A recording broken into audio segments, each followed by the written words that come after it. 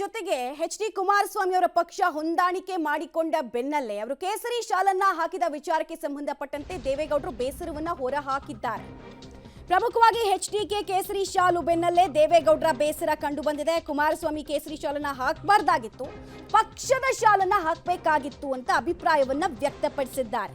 ಯಾವುದೇ ಕಾರಣಕ್ಕೂ ನಾನು ಕೇಸರಿ ಶಾಲನ್ನ ಹಾಕಲ್ಲ, ಮೋದಿ ಜೊತೆ ಹೋದಾಗ್ಲೂ ನನ್ನ ಪಕ್ಷದ ಶಾಲನೆ ಹಾಕ್ತೀನಿ ಅಂತ ದೇವೇಗೌಡರು ಸ್ಪಷ್ಟೋಕ್ತಿಯನ್ನ ಕೊಡ್ತಾ ಇದ್ದಾರೆ. ಈ ಮೂಲಕ ಒಂದು ಸಂದೇಶವನ್ನ ಪಾರ್ಟಿಯಲ್ಲಿರೋ ಎಲ್ರಿಗೂ ಕೊಟ್ಟಂಗೆ ಕಾಣಿಸ್ತಾ ಇದೆ. ಸಂದೇಶ ಯಾವುದು ಅಂದ್ರೆ ಮೈತ್ರಿ ಅಂದ್ರೆ ಮೈತ್ರಿ ಅಷ್ಟೇ, ವಿಲೀನ ಅಲ್ಲ.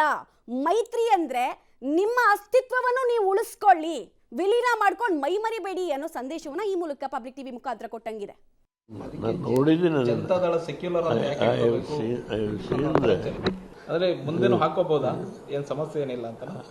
ನಾರ್ಮಲಿ ಹಾಕ್ಬಾರ್ದು. ನಮ್ದು ಅವ್ರ ಜೊತೆ ಹೋಗುವಾಗ ನಮ್ದು ಹಾಕೊಳ್ಳೋಕೆ, ನಿಮ್ದು ಹಾಕೋ. ಈಗ ನಾಳೆ ಬೆಳಿಗ್ಗೆ ನಾನು ಮೋದಿಯವರು ಒಂದು ಪ್ಲಾಟ್ಫಾರ್ಮಲ್ಲಿ ಹೋಗ್ತೀವಿ ಅಂತ ಇಟ್ಕೊಳ್ಳಿ, ನಂದು ಹಾಕೊಳ್ಳೋಕೆ ಹೋಗುವಂಥ ಸನ್ನಿವೇಶ ಬಂದರೆ ನಮ್ಮ ಫ್ಲಾಗ್ ಹಾಕೊಳ್ಳೋಕೆ, ನಮ್ಮ ಇದನ್ನು ನಾನು ನೋಡಿದ್ದೀನಿ. ಜನತಾದಳ ಸೆಕ್ಯುಲರ್ ಅಂದ್ರೆ ಮುಂದೇನು ಹಾಕೋಬಹುದಾ? ಏನ್ ಸಮಸ್ಯೆ ಏನಿಲ್ಲ ಅಂತ. ನಾರ್ಮಲಿ ಹಾಕ್ಬಾರ್ದು. ನಮ್ದು ಅವ್ರ ಜೊತೆ ಹೋಗುವಾಗ ನಮ್ದು ಹಾಕೊಳ್ಳೋಕೆ, ನಿಮ್ದು ಹಾಕೋ.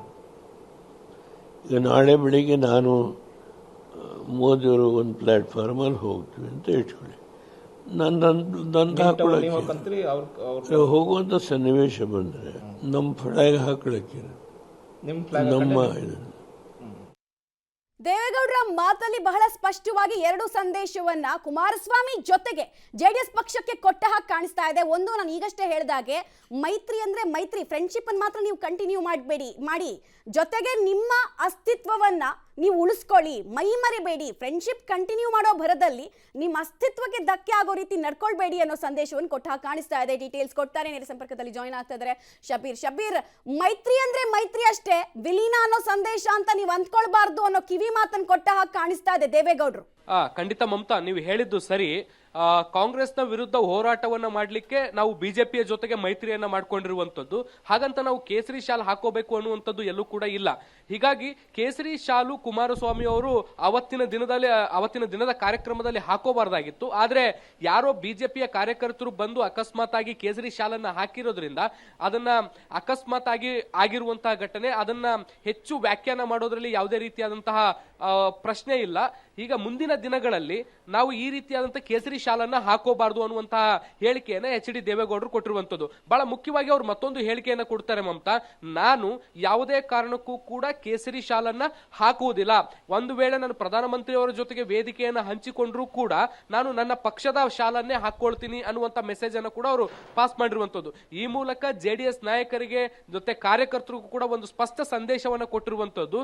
ಮೈತ್ರಿ ಅನ್ನುವಂಥದ್ದು ಚುನಾವಣಾ ರಾಜಕಾರಣಕ್ಕಾಗಿ ಆಗಿರುವಂತದ್ದು.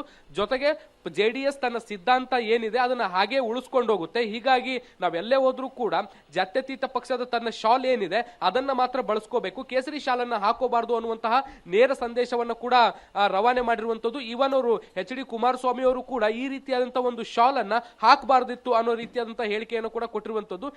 ಇಲ್ಲಿ ಅವರು ದೇವೇಗೌಡರು ಕೊಟ್ಟಿರುವಂತದ್ದು ಒಂದಂತೂ ಸ್ಪಷ್ಟ, ಚುನಾವಣಾ ಕಾರಣ ಮತ್ತೆ ಕಾಂಗ್ರೆಸ್ನ ವಿರುದ್ಧದ ಹೋರಾಟದ ಕಾರಣಕ್ಕೆ ಮೈತ್ರಿ ಮಾಡ್ಕೊಂಡಿರುವಂತದ್ದು. ಹಾಗಂತ ಸಿದ್ಧಾಂತದಲ್ಲಿ ಮೈತ್ರಿ ಆಗಿಲ್ಲ ಅನ್ನುವಂಥದ್ದನ್ನ ಸ್ಪಷ್ಟವಾಗಿ ಹೇಳಕ್ಕೆ ಹೊರಟಿರುವಂತದ್ದು ಕಾಣಿಸ್ತಾ ಇರುವಂತದ್ದು. ಮಮತಾ, ಸಿದ್ಧಾಂತದ ಕಡೆಗೆ ಅಂದ್ರೆ ಬಿಜೆಪಿಯ ಸಿದ್ಧಾಂತದ ಕಡೆಗೆ ವಾಲ್ತಾ ಇರೋರಿಗೆ ಎಚ್ಚರಿಕೆ ಗಂಟೆಯನ್ನ ಈ ಮೂಲಕ ತಮ್ಮ ವಾಕ್ಯಗಳಲ್ಲಿ ದೇವೇಗೌಡರು ಕೊಟ್ರ ಅನ್ನೋ ಸಂದೇಹ ಇದೆ. ಸೆಕ್ಯುಲರ್ ಅಂದ್ರೆ ಮುಂದೇನು ಹಾಕೋಬಹುದಾ? ಏನ್ ಸಮಸ್ಯೆ ಏನಿಲ್ಲ ಅಂತ.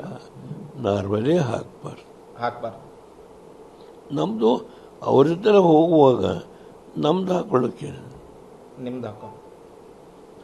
ಈಗ ನಾಳೆ ಬೆಳಿಗ್ಗೆ ನಾನು ಮೋದಿಯವರು ಒಂದು ಪ್ಲಾಟ್ಫಾರ್ಮಲ್ಲಿ ಹೋಗ್ತೀವಿ ಅಂತ ಇಟ್ಕೊಳ್ಳಿ, ನಂದು ಹಾಕೊಳ್ಳೋಕೆ ಹೋಗುವಂಥ ಸನ್ನಿವೇಶ ಬಂದರೆ ನಮ್ಮ ಫ್ಲಾಗ್ ಹಾಕೊಳ್ಳೋಕೆ, ನಮ್ಮ ಇದನ್ನು ನಾನು ನೋಡಿದ್ದೀನಿ. ಜನತಾದಳ ಸೆಕ್ಯುಲರ್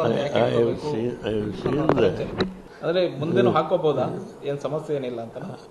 ನಾರ್ಮಲಿ ಹಾಕ್ಬಾರ್ದು.